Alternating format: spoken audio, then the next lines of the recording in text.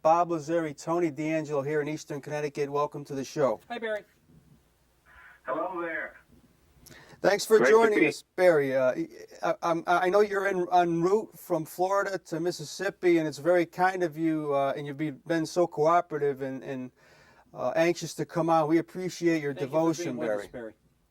Well, actually, I did make it home in time to be on comfortable up in my bedroom here. So had a great trip to Florida, but been looking forward to talking with you on your show tonight, Bob. I appreciate that. A little about Barry Lyons for our viewers out there. Tony played 7 seasons in the big leagues between '86 and '95, appearing in over 250 games with the Mets, Dodgers, Angels, and White Sox. A native of Biloxi, Mississippi, attended Delta State University, ultimately taken in the 15th round of the '82 draft by the Mets. And as they say, Tony, the rest is history. But I couldn't start this show, and Tony, I should have said this before we came on. Of course, we are mourning the deaths this week of both Tony Gwynn this morning and the great Chuck Noll. And at the end of the show, we have a still. We're going to fade to black with a nice picture of those two gentlemen. But I'd be remiss, Barry, you played in the same era as Tony Gwynn. I just wanted to get your memories and thoughts about that Hall of Famer. Well, Tony was a great ball player, but also a great humanitarian and a great person. He was probably the quintessential hitter of my era, of the late 80s and through the 90s. Tony was a great contact hitter. I heard or saw or read somewhere referred to him as a singles hitter early in his career, and I dare not call him a singles hitter. He was a great hitter. He did not hit for tremendous power the first half of his career, but if he chose to sacrifice a few points on the batting average and chose to try to lift the ball a little more, he could have hit 15, 20 on a regular basis. But his game was line drives using the whole field. There were times where we tried to get him out away, get him out in. Finally, I can vividly remember a conversation with Doc on the mound. I said, Doc, just throw it down the middle. Maybe we'll get lucky and he'll pop it up. But he was a great hitter, very studious. One of the first guys to use the video replay religiously, if you will. It's a sad day for baseball, sad day for the Gwynn family. I didn't know Tony very much other than on the field, but I was a teammate of his younger brother, Chris, briefly with the Dodgers, and Chris was a very sweet, kind, gentle man, an outstanding hitter, not quite the same as Tony. So my prayers go out to Tony's family, and certainly he will be missed, and what a great ball player he was. Amen, and we'll talk a little bit more as the show goes on, Tony, about Mr. Gwynn and the career and life that he had. Taking you back, Barry, to your time growing up in Mississippi, we usually ask any of our guests on this show to give our audience an idea of some of your favorite teams, maybe your favorite players when you were growing up. Well, as a young boy, I was the youngest of 4 boys, and all my brothers were outstanding athletes. Primarily football and baseball were our 2 sports, and baseball was my passion from the earliest days of my life. And as a young player, I played third base, and Brooks Robinson was the guy I really loved and patterned myself after and really wanted to be like. And matter of fact, my first home run in Little League was using a Brooks Robinson model bat, and about 2 games later, I can remember a kid on my team broke it, and boy, was I upset, because I was never able to find another Brooks Robinson model bat, Little League size. But in 9th grade, going into my 10th grade sophomore season, when I chose to move from third base and pitcher, and gave up pitching entirely and became a catcher. And Thurman Munson was my idol. He was obviously a great ball player. Did things a little bit unorthodox, if you will, as far as his throwing mechanics.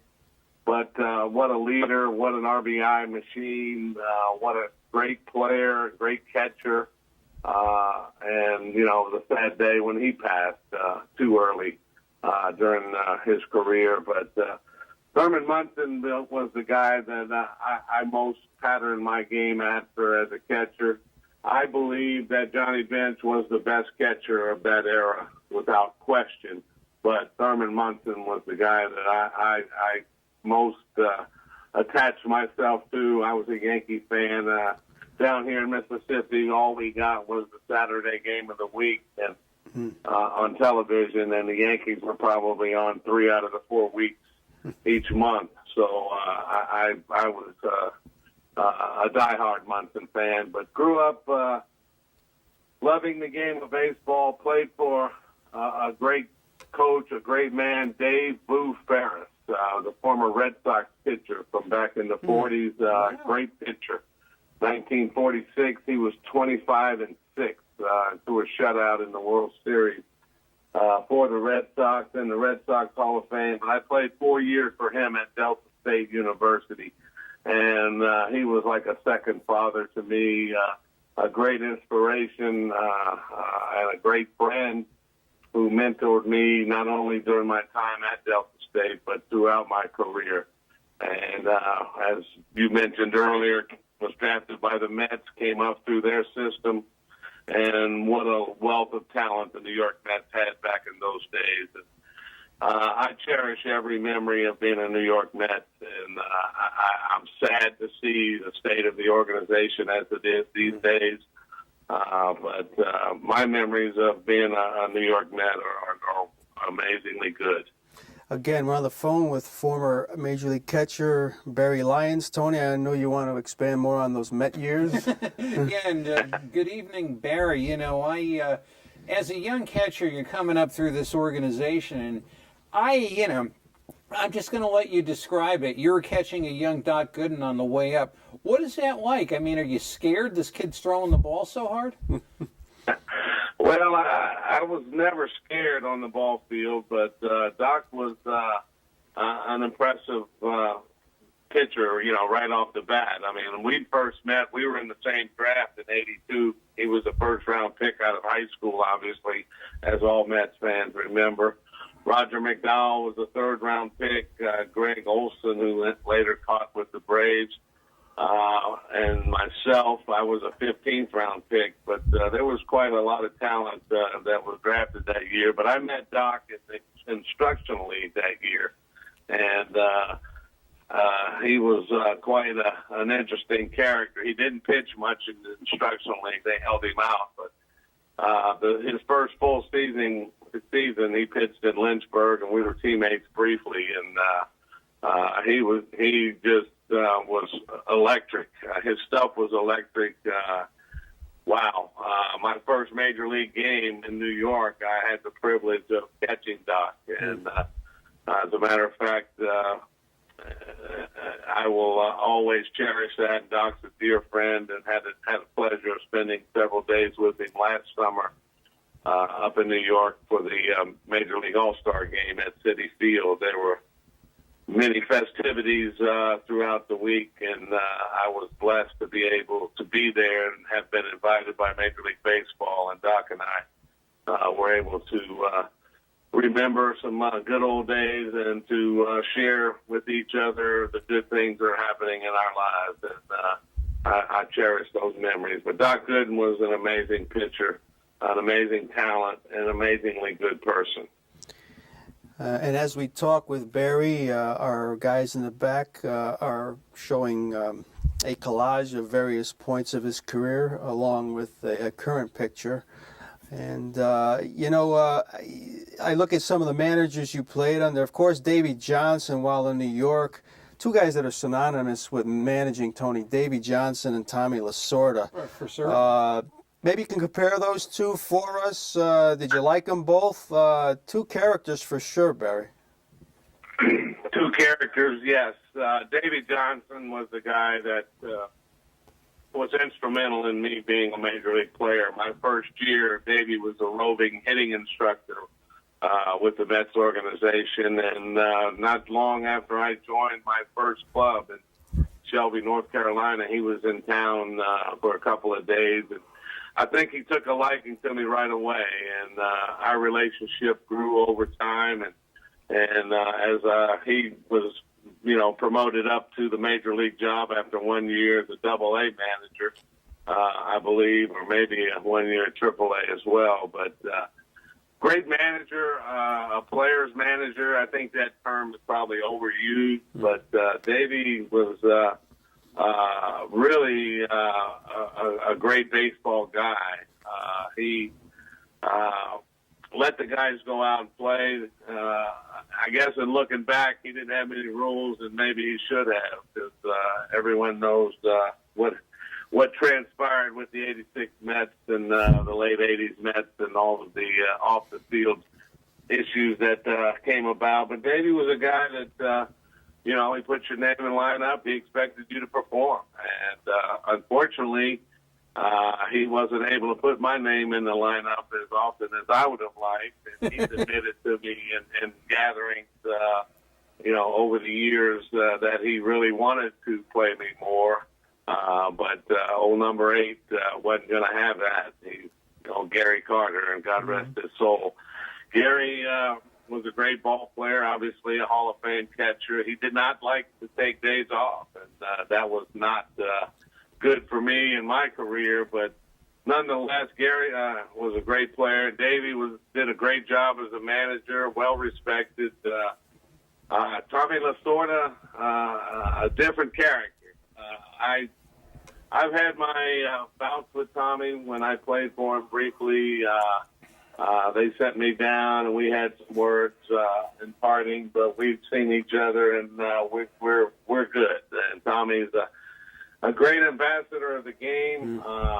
I think what you see on TV is not the total picture.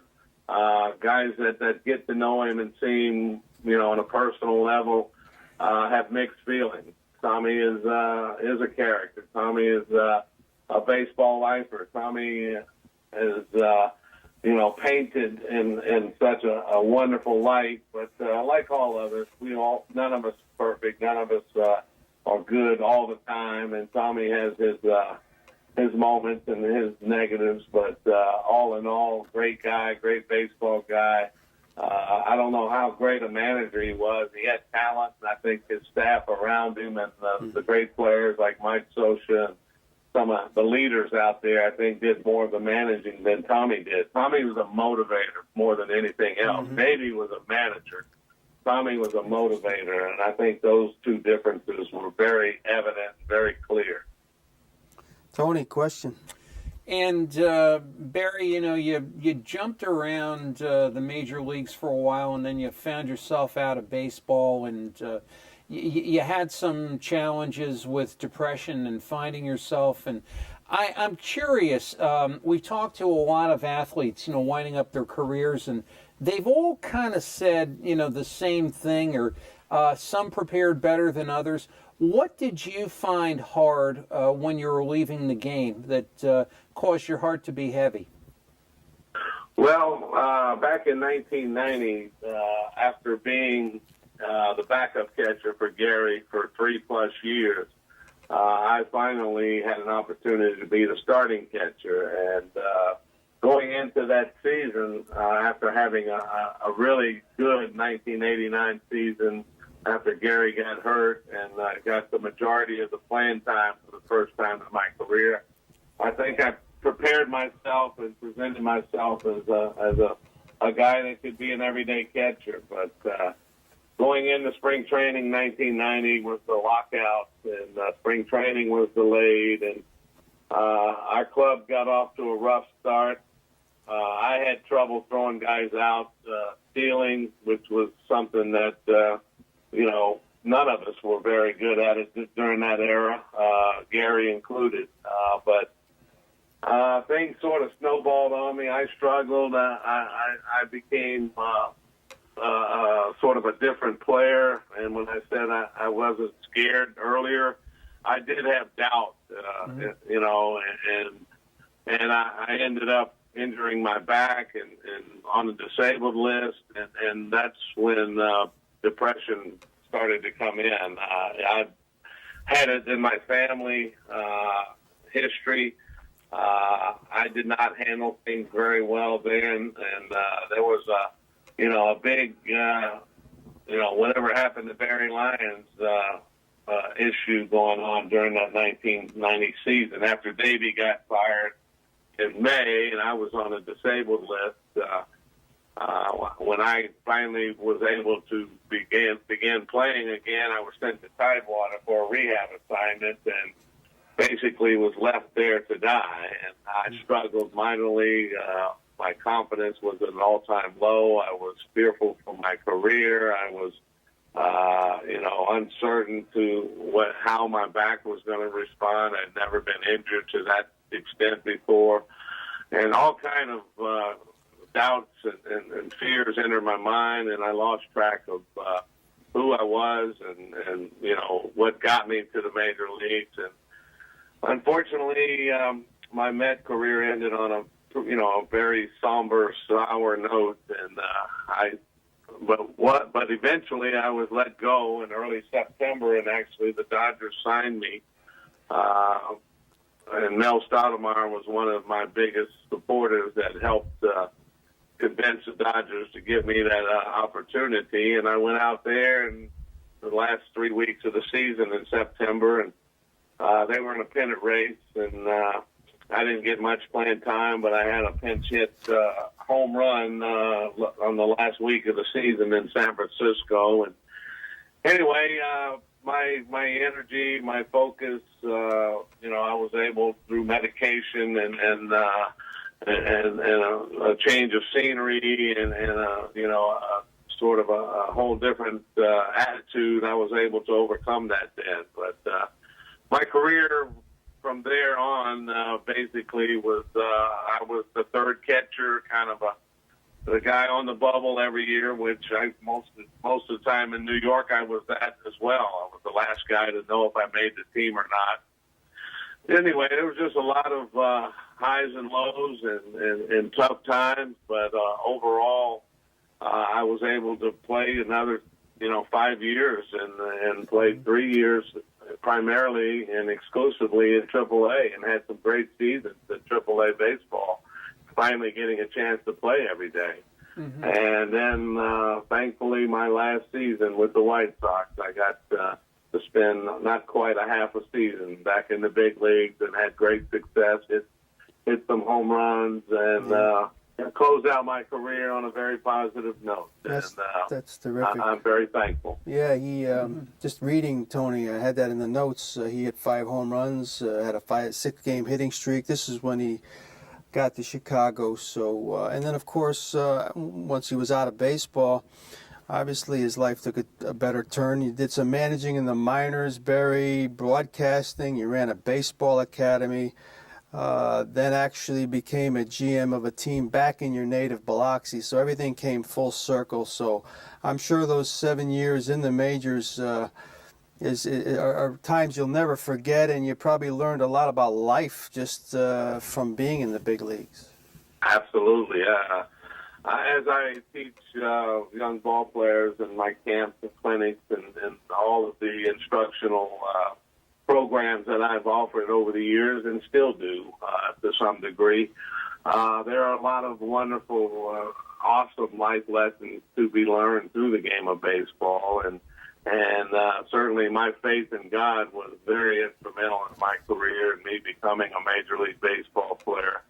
But I lost sight of God. I lost my way later in my career. Alcohol became something that I became addicted to, and something that I lived with for many, many years. But several years after my career had ended, obviously Hurricane Katrina hit down here in Biloxi, Mississippi, and my life was devastated. I had all kinds of losses, personally, financially. Thankfully, physically, no one in my family was injured in the hurricane, but just a few months after Hurricane Katrina, I lost a brother to suicide, and he condition for quite some time leading into and prior to the hurricane, and he just was not able to see a future, and unfortunately took his own life. I had elderly parents that were really struggling and physically incapacitated, and I was caring for them. And things sort of snowballed. I lost everything, and I began to use drugs and alcohol to an extent and to a greater level than I ever did before. And I became lost. I lost a marriage. I lost a lot of things. But I finally surrendered, and I went through a 90-day Christian addiction recovery program. I accepted Jesus Christ as my Lord and Savior. I'm a born-again Christian. I've been clean and sober 2.5 years now, going strong. I share my testimony every chance I get at the support groups, trying to encourage and help people. Still involved in baseball, and my adulthood dream has come true. 20 years ago, I planted the seed toward the end of my playing career to bring minor league baseball to my hometown of Biloxi. And 12 years ago, when I moved back home to Biloxi, caring for my parents was my first goal, my priority. But my second goal was to lead the efforts to bring minor league baseball to Biloxi. Through many trials and tribulations, through many close calls and near misses, I'm proud to say that minor league baseball will happen here on the Mississippi Gulf Coast next spring in 2015. We have a $36 million ballpark being under construction as we speak. Nice. Just a few blocks from where I grew up, right on the Mississippi Gulf Coast, overlooking the Gulf of Mexico. It's going to be a beautiful ballpark, and God is amazing. My life has been full of highs, full of lows, but my time as a New York Met and my passion and love for the great game of baseball is unmeasurable. I love baseball, and minor league baseball is very economically available and affordable for families, and the joy that brings to fans that I've seen in ballparks all over the country, in big cities and small towns. I wanted that here for my hometown community, and God blessed me with the realization of that dream recently. And I'm a blessed man. I've been through a lot, but life has never been promised to be easy, and I have great memories that I cherish, and being a New York Met is one of the ultimate memories that I hold on to and I cherish with everything I have. And Barry's giving back in so many ways, Tony, by telling his personal story through his efforts with the team, helping kids, and we've had very few players and ex-players on this show who have given back in such a way. You have a final question, Tony? For I really, Barry, I don't have a final question. In 6 years of doing this show, I'm totally stumped for a question. But what I do want to tell you is, God bless you. You have a wonderful testimony. You're an example to us all. And I want to see you throw out that first ball in that stadium. Well, I appreciate that, Tony. We've got a lot of people that are kind of wanting to take on that task, and, including our governor, who's middle of doing that. So, there's been a campaign to name the field after me, but there's revenue strings attached to name the field, for corporate sponsorship. Sure. And all that good stuff. We know who we want to do it, Barry. I've told them, y'all fight it out who throws the first pitch. Being I'm a catcher, I want to be the one catching that first pitch. Okay, that would fair be enough. nice. At the ballpark. So fair enough. That's one that puts me in the position that that I was blessed to play the major leagues at, and two, that takes the heat off of who they between the mayor, the governor, and the owner of the team, and all of the other political dignitaries. I'm going to let them fight that out. I'm going to be Well, Barry, listen, we thank Wonderful. you so much of making it back in time to call us and share this wonderful story of your life with us. And you're always welcome to come back on this show. We have Marty Appel coming up very shortly, who you're familiar with. And again, I want to thank you for your cooperation and just the willingness to come on. It's truly been a joy to get to know you, and we'll continue to be friends, and we'll put this show up on the website next week. I'll even send you a copy of the DVD, but please keep in touch, my friend. Awesome. Bob and Tony, thank you guys. God bless you both. And, Thank you. Keep doing what you're doing. And thank you for having me on and allowing me to share my testimony and to just talk about my experiences as a New York man. I am very thankful and very blessed. And I thank you guys. And have a great night. God bless. Amen. You too. Good night, Barry.